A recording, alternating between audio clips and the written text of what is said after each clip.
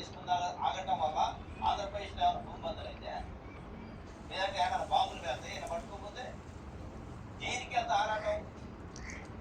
జగన్మోహన్ రెడ్డి 2013 నుంచి 24 మధ్యలో అరెస్టులు చేస్తారో లేదా కేసులు పెడతారో సైకో, కక్ష సాధింపు, వేధింపులు. మరి దీన్ని ఏమంటారు? దీన్ని ఏ సైకోతనం అంటారు?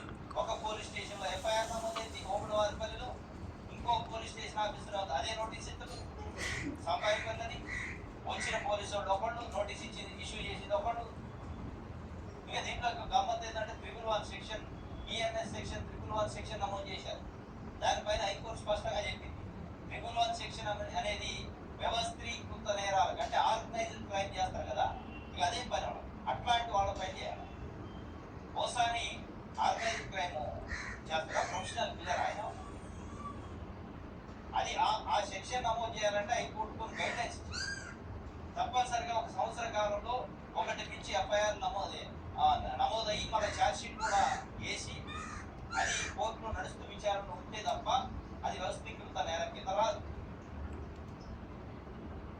ఒక 10-15 ఎఫ్ఐఆర్ ఫ్రీక్వెంట్ గా నమోదయ్యి దాంట్లో కొన్ని విచారణకు వచ్చి ఛార్జ్షీట్ వేసి ఉంటే అప్పుడు ఒక ఆర్గనైజ్డ్ క్రైమ్ చేసిండేనని छोटो ले ले పవన్ కళ్యాణ్ గారు छोटो